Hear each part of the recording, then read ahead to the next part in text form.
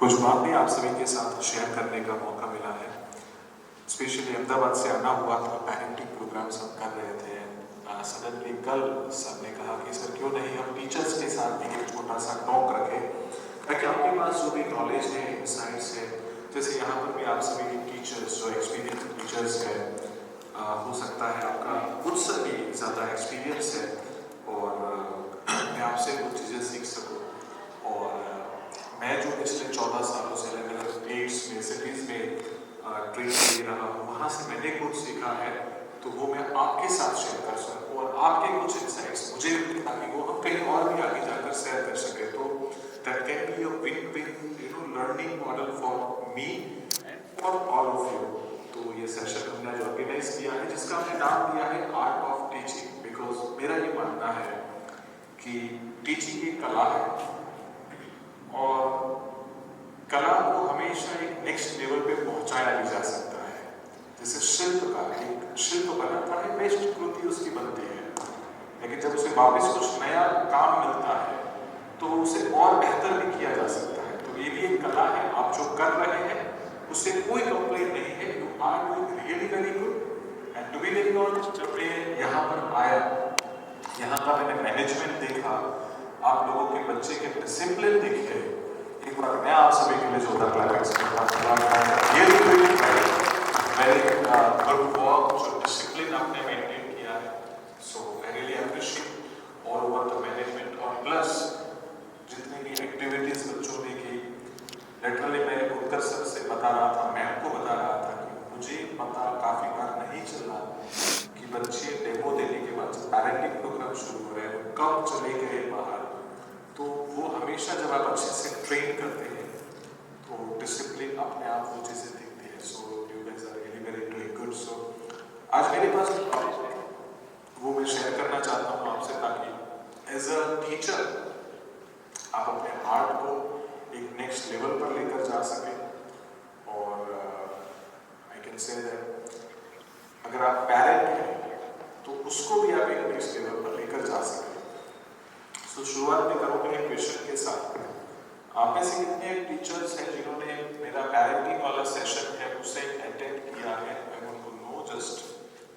Okay, 1 2 3 4 5 6 7, ठीक है, बाकी ने नहीं किया है, ठीक।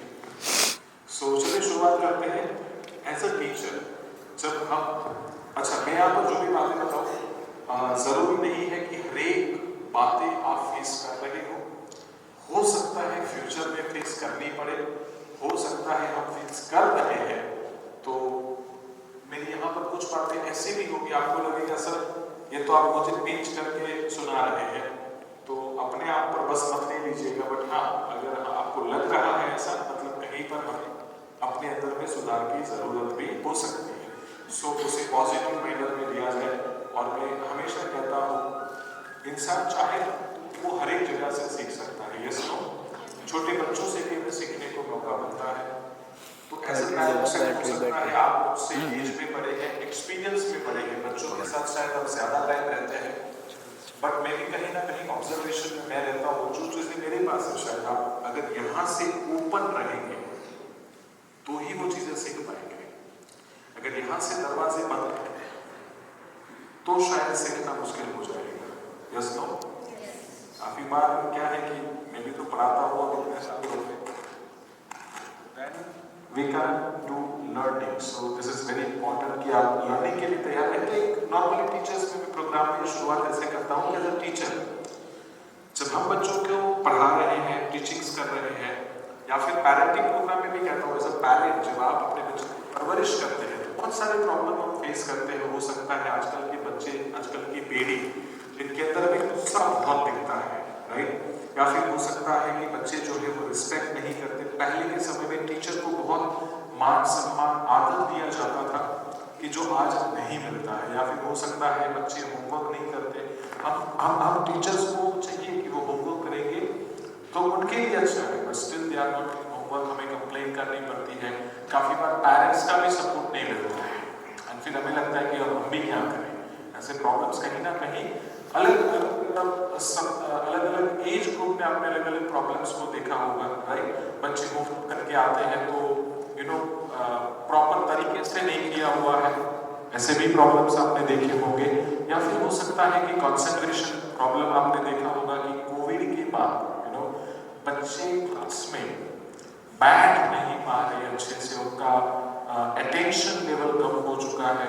सो इस तरह के आपने प्रॉब्लम फेस किए होंगे। बच्चों के अंदर TV, computer, games, cartoon, mobile कभी स्कूल में लेकर आ जाना, उससे डिस्टर्ब करना, ऐसी एक्टिविटी बच्चे करते हैं। या फिर हो सकता है एग्जाम हो गया, कुछ बच्चे एग्जाम की डेट से एग्जाम के एक दिन पहले उसको फीवर आ जाता है एंड पेरेंट्स और फिर आप ये कहते हैं कि अंकल इस एग्जाम से पहले क्या होता है, तो कहीं ना कहीं बच्चा एग्जाम फोबिया से पीड़ित है।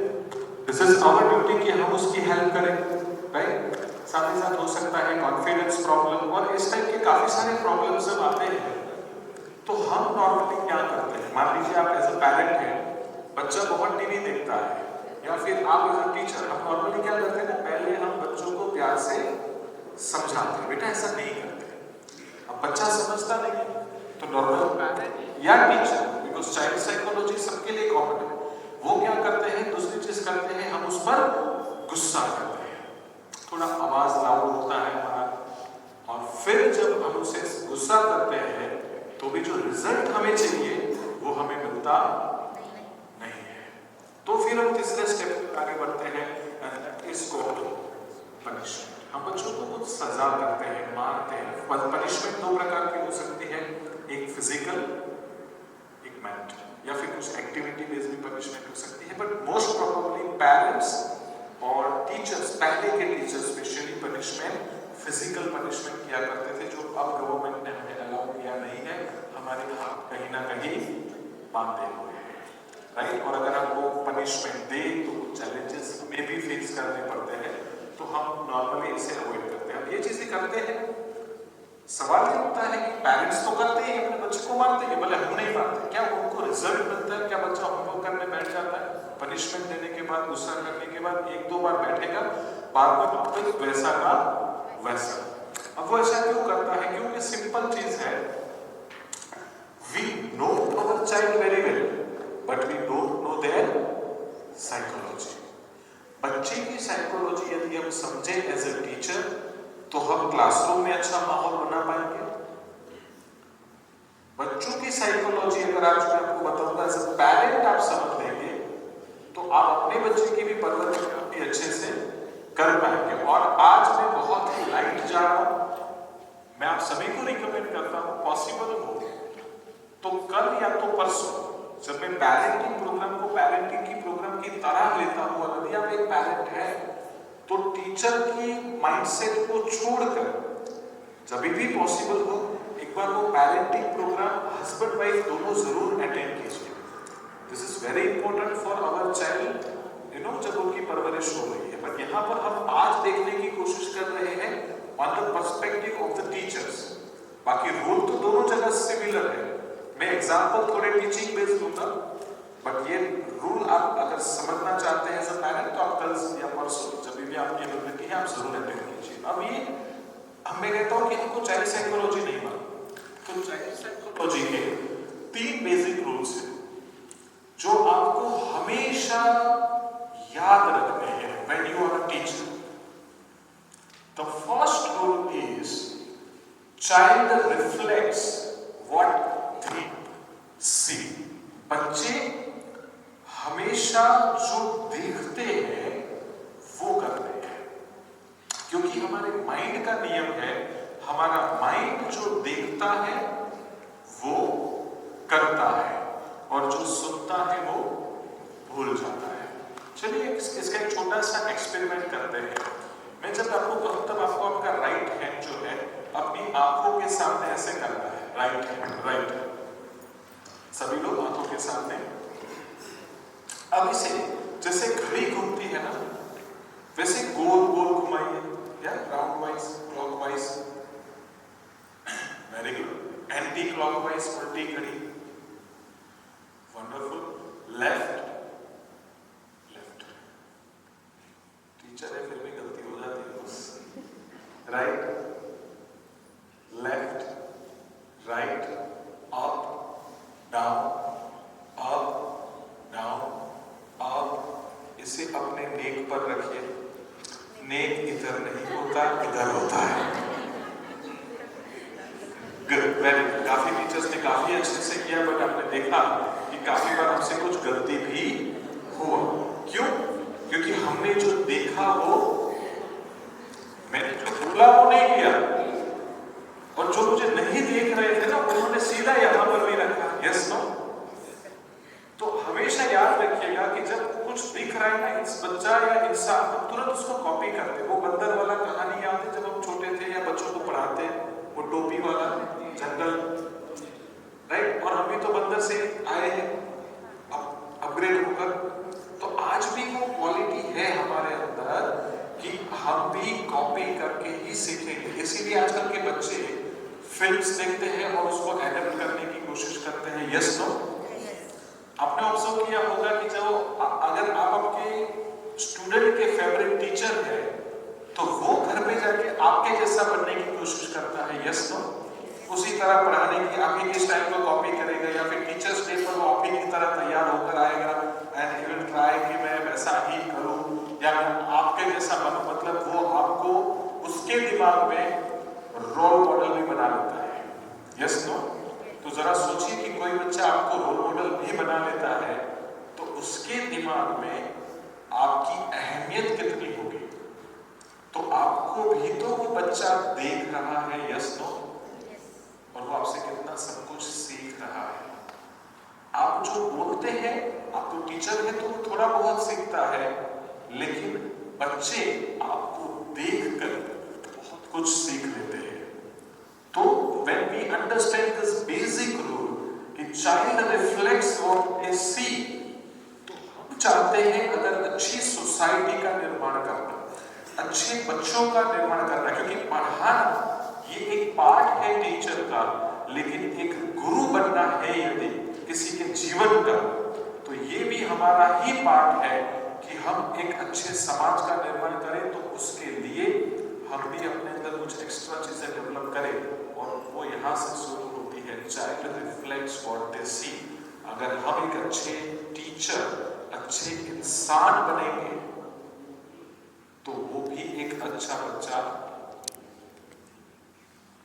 अगर हम गलतियां करते हैं हमारे बिहेवियर में, जैसे गुस्सा करना, तो बच्चा क्या सीख रहा है? अगर एज अ टीचर जो भी हमारे छोटे छोटे एक्शंस हैं वो शार्पली ऑब्जर्व करता है, आप भी मानेंगे। Yes no? आप कैसे चलते हैं, आप कैसे बैठते हैं, आप कैसे बातें करते हैं, एवरी स्मॉल थिंग्स चाइल्ड, जो बच्चे हैं वो ऑब्जर्व करते हैं और बहुत कुछ सीख लेते हैं। समझ में भी आ जाता है। तो हम गुजराती में कहते हैं कि इसमें कितना दम है वो माप लेते हैं, मतलब आपका मेजरमेंट भी वो कर लेते हैं। तो always it is very much important कि हम हमारे जो एक्शंस है उसे बहुत प्रॉपर रखें। दिस इज वेरी इंपॉर्टेंट, क्योंकि केवल आप टीचर नहीं है, आप एक समाज का निर्माण करता है, मतलब क्रिएटर है। This is very important role that we have, जो हमें समझना है। साथ ही साथ दूसरा, हर एक बच्चा जो है वो एक मिशन के साथ इस दुनिया में आया है। अब यहाँ पर मैथ्स के टीचर कौन है? मैथ्स के teacher, there are some maths teacher, right? अब कोई बच्चा है वो मैथ्स में बहुत कम मार्क्स ला रहा है, तो व्हाट दे फील, अरे सर ये बच्चा तो एकदम वो है।